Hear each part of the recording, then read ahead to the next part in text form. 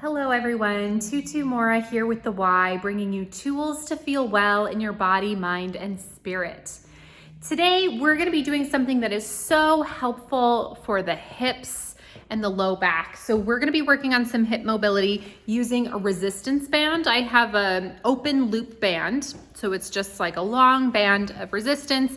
Now, if you don't have a resistance band, just go ahead and grab a pair of stretchy pants. And that's gonna accomplish the exact same thing. You can just hold either pant leg in each hand and you can put your foot right through the center of the pants.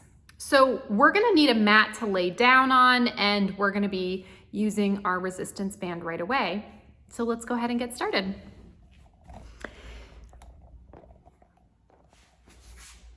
All right, now the reason why this is such a helpful series is because it works on our hip mobility and it works on our pelvic stability. So we're doing some stretching, but we're doing it in a dynamic way where there's resistance involved. So we're strengthening, we're mobilizing, and we're working on our stability all at one time.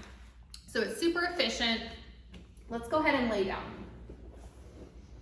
Now, as a little litmus test, let's take a pelvic curl and pelvic extension.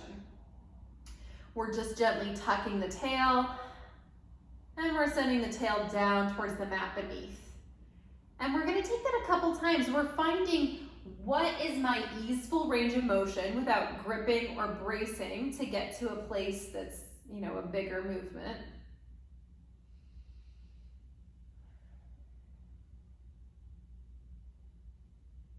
And then let's pause at neutral and we're gonna grab our resistance band.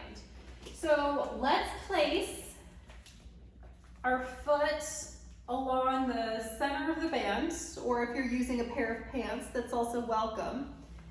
And we're gonna hold either end of the band in our hands. Now let's find that sweet spot where our leg feels held, but we're not creating an abundance of tension through the upper body.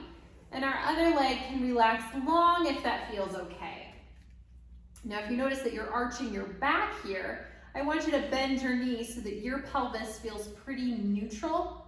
We're not in our extension, we're not super tucked into our curl, we're halfway between those two spaces. You can find the resistance that feels right, and let's just take a moment to breathe.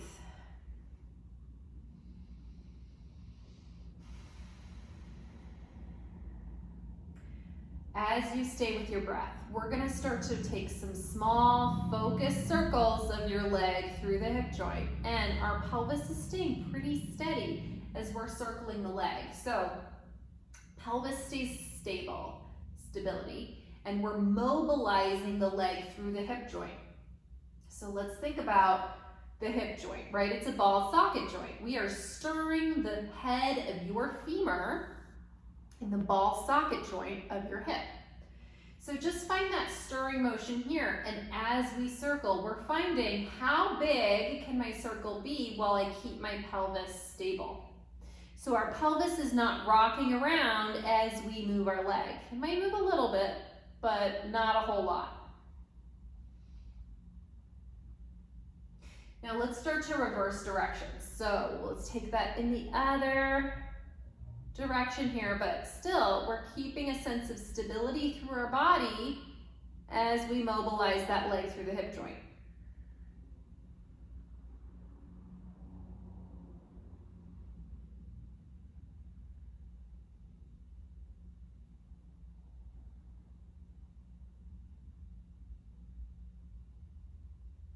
Let's take a couple more in this direction.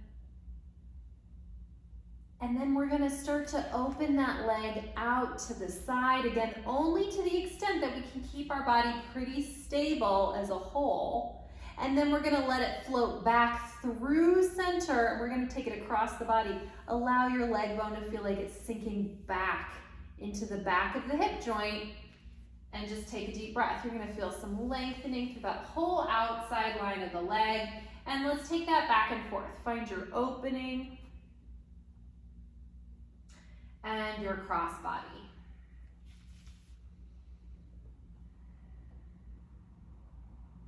And again. We'll open and take it across.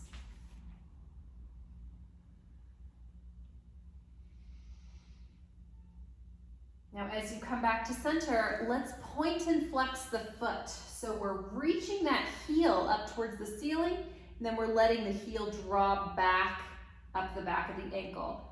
Reaching away and drawing back. Your toes are going to be as soft as possible as you articulate through that ankle. So we're letting the ankle move versus the toes. And then we'll take some ankle circles, just circling your foot around your ankle. I know my foot is out of frame. I'll bend my knee so you can kind of see that circling. So we're taking that circling motion with a straight leg. And see if your leg can stay pretty still in space as well. And then we'll reverse directions.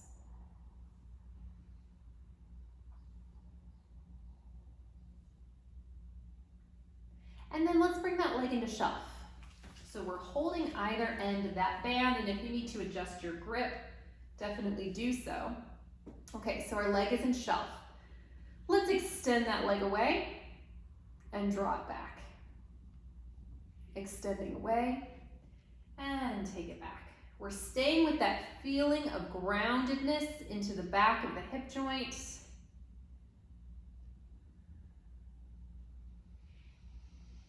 And let's feel that we are reaching away from the bottom of the butt cheek versus simply reaching your foot out into the band. The place where we're moving from, let it be that bottom of the butt cheek, pulling back in through the bottom of the butt cheek. Now let's hold that leg extended, and we're gonna lift and lower that leg.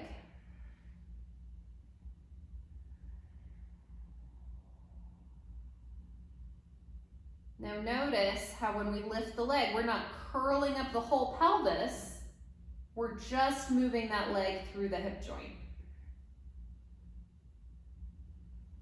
Let's take 2 more.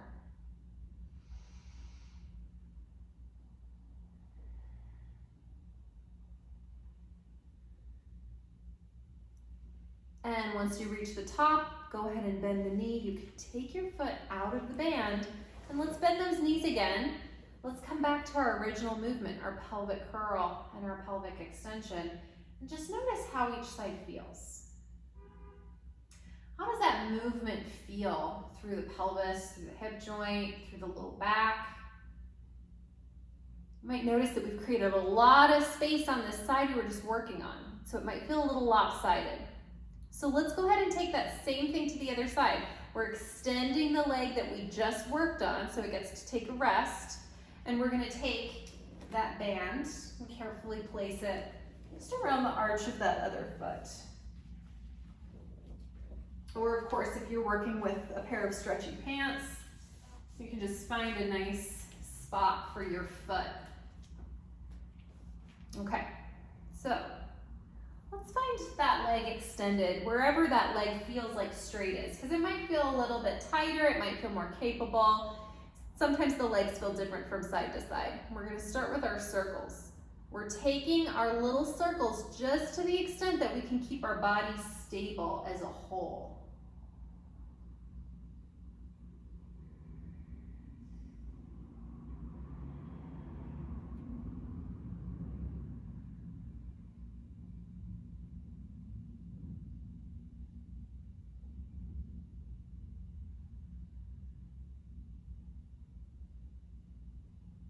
And let's reverse our circles. And if they want to get a little bigger, definitely do that. But let's make sure that the rest of your body gets to stay pretty stable. So our pelvis is not rocking around, our torso is not rocking around with those circles.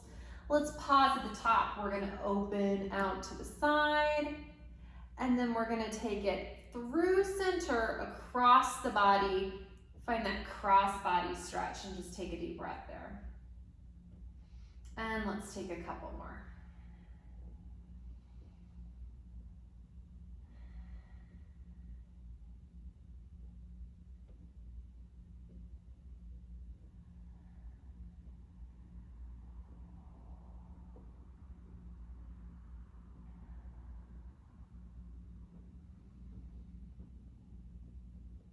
And let's come back to center. We're gonna point and flex that foot, but let's remember, we're focusing on opening up the ankle. So let's allow the toes to be as soft as possible so that that heel can reach up towards the ceiling and that heel can slide back down the Achilles tendon and continuing back and forth. Nice and slow, because if you're working with a band, sometimes that band can roll up the bottom of the foot. And then let's take some ankle circles, just rotating your foot around that leg, and leg gets to stay as still as it can.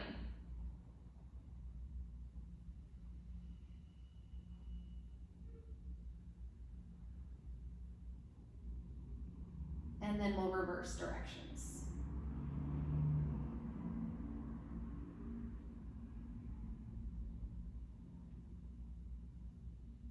Let's bring leg into shelf. Reaching away through the bottom of the butt cheek to extend and draw back in, and see if that movement can be as fluid as it can.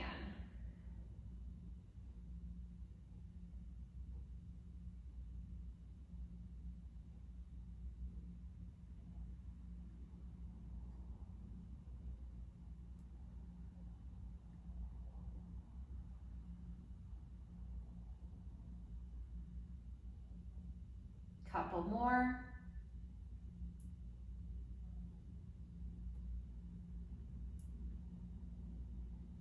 Now let's extend that leg out straight. We're gonna lift and lower. Taking this to the extent that feels right for this side. So it might be a little different from the other side, but our end points are the same. So we are not arching the back, nor are we curling up the pelvis as we let our leg walk up and down. We're allowing hip extension and hip flexion, so our leg bone is moving through the hip joint. Two more.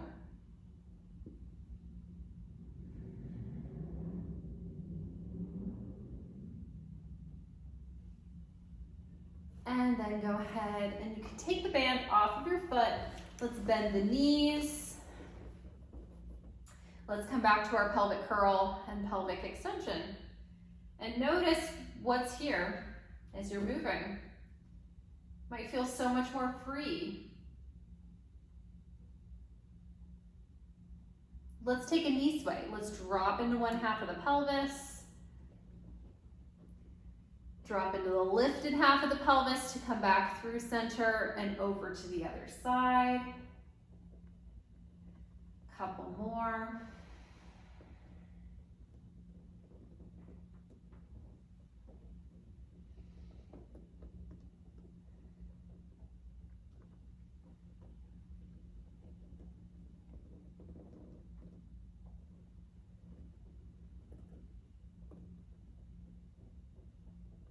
And then coming back to that same movement, just our pelvic curl and pelvic extension. If it feels good, you can get rid of that band here for a moment. And start to take the next curl up into a bridge. And melt it back down. Let your whole spine do a little bit of moving.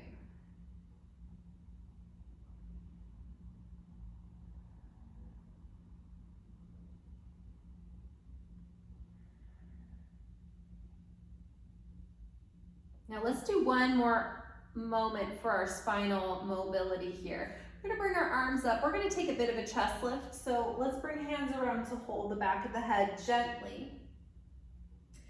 We're gonna lift the head to hover, and you're gonna feel the weight of your head in your hands. And then let's lift up from there. Head gets to stay heavy, but we're lifting up until we feel like we're on the tips of those shoulder blades. But then give your head a moment to rest easy so that we're not pulling ourselves up through our neck. We're letting our thoracic spine do some of the moving here. Take a deep breath. Let's explore behind the rib cage, as if you're puffing out the back of your rib cage into the mat beneath you. Let's explore side to side. So we're breathing out each side of the rib cage. And let's bring one leg at a time up into shelf. Hold our chest lift and just breathe. Breathe through your mid-back. Explore that 360 circumference of your rib cage.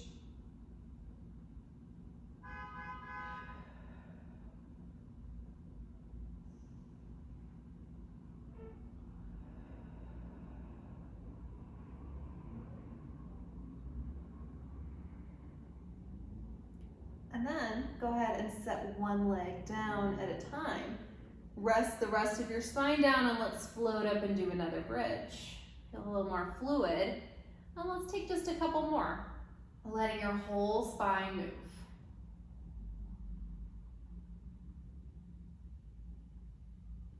Now remember, we're not squeezing the butt cheeks to lift up. We're staying easy through that space. Tension isn't how we're lifting our body up in the air. And then go ahead and rest. Rock up to a seated position, maybe take a couple steps around, and let's just notice how it feels to walk around after doing that series with the band. You might notice your stride feels a little easier. You might notice just less tension held in your body. All good stuff. This is a really helpful series to return to when you're about to go on a long walk, or you're coming home from a long walk, or just to kind of start into your movement practice to create some space through the hips so we don't do the job of the hips elsewhere in the body. So take this when it works for you. I'll see you back here next time on the Wise Recharge with Us from Home series. Take care.